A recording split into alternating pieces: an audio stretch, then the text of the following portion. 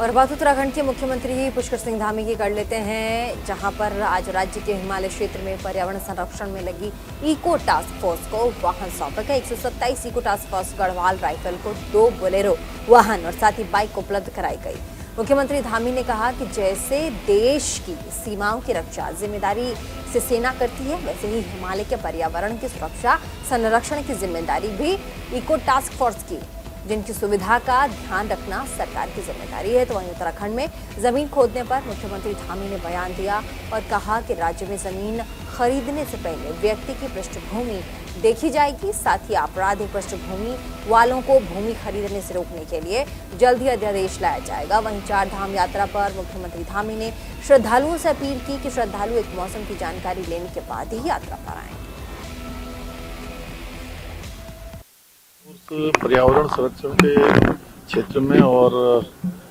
पौधारोपण के क्षेत्र में, वृक्षारोपण के क्षेत्र में लगातार काम करती है। इससे कहीं ना कहीं पर्यावरण का संरक्षण भी होता है, संवर्धन भी होता है और जो हमारी आबोहवा है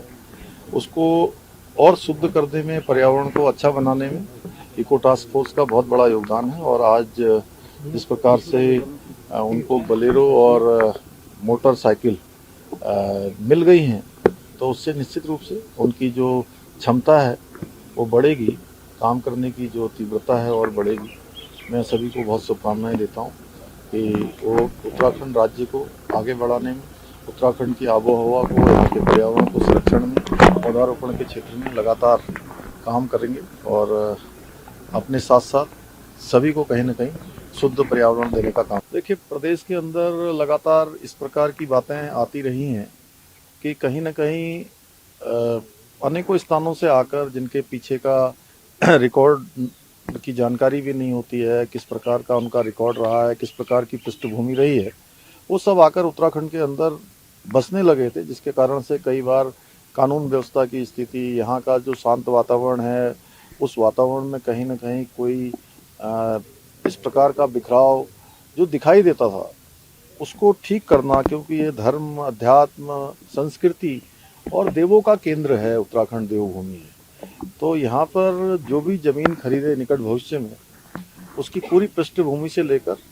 सारा विस्तार से उनके बारे में जानकारी प्राप्त की जाएगी। एक मैनुअल बनाएंगे, उस मैनुअल के आधार पर जो उस पर फिट बैठेगा उसको खरीद पाएगा और अन्यथा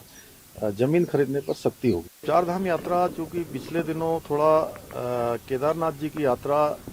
बाधित हुई थी और भारी बर्फबारी पिछले 1 महीने से लगातार होती रही है, उसके बावजूद भी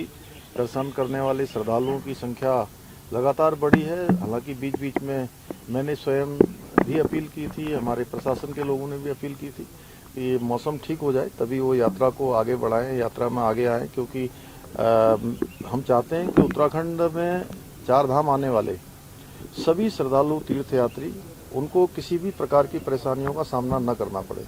इसलिए अपील जारी की थी। लेकिन अब चूँकि मौसम ठीक हो रहा है, लेकिन फिर भी मैं कहना चाहता हूँ कि जो भी यात्रा में आ रहे हैं, जितने भी श्रद्धालु देश विदेश से आ रहे हैं, उन सभी से मेरा अनुरोध है कि मौसम की जानकारी अवश्य प्राप्त कर लें और मौसम की जानकारी प्राप्त होने के बाद ही यात्रा को आगे बढ़ाएं।